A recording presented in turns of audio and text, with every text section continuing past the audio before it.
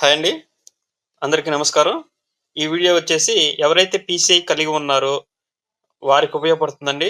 Pharmacy complete అయ్యి PCI తెచ్చుకున్న వాళ్ళకి ఉపయోగపడుతుంది.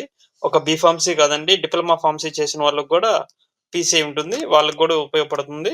దయచేసి మీరు ఫార్మసీ కంప్లీట్ చేసి పీసీఐ తెచ్చుకోని వాళ్ళు మీ ఎడ్యుకేషన్ చేసి గూడా ఉపయోగం ఉండదండి. దయచేసి మీరు అప్లై చేసుకొని పీసీఐ తెచ్చుకునే మార్గం చేసుకొని దానివల్ల ఉపయోగపడే అవకాశాన్ని మీరు దయచేసి మిస్ చేసుకోకండి.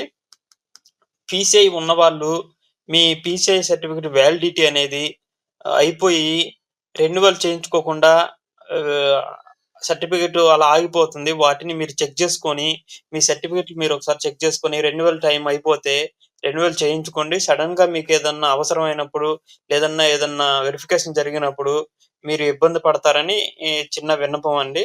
దయచేసి ఎవరికైనా అవకాశం ఉండి మీకు రెన్యువల్ చేయించుకోవాలి. లేదంటే మాకు అడ్రెస్ తెలియదు, లొకేషన్ తెలియదన్న వాళ్ళకి మరలా తెలియచేయడం జరుగుతుందండి.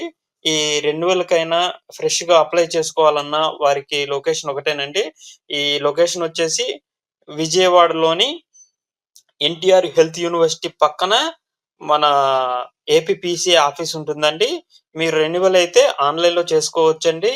అండ్ మీరు ఫ్రెష్‌గా అప్లికేషన్ పెట్టాలంటే పీసీఐది మీరు ఆఫీస్ దగ్గరికెళ్ళి అక్కడ కొంచెం ముందుకెళ్తే ఎన్టీఆర్ హెల్త్ యూనివర్సిటీ దాటిన తర్వాత ఏపీపీసీఐ బిల్డింగ్ ఉంటుంది. బిల్డింగ్ కాడికి కొంచెం ముందుకెళ్తే ఇంటర్నెట్ షాప్ ఉంటుందండి. వాళ్ళకి అప్లై చేస్తారు. మీ డీటెయిల్స్ అన్నీ తీసుకెళ్తే, వెళ్ళే ముందు 1, 2 సార్లు ఏమేమి అప్లికేషన్ కావాలని కనుక్కొని చక్కగా వెళ్ళండి. మీకేదన్నా అర్థం కాపోతే కామెంట్ చేయండి. వివరించడం జరుగుతుంది.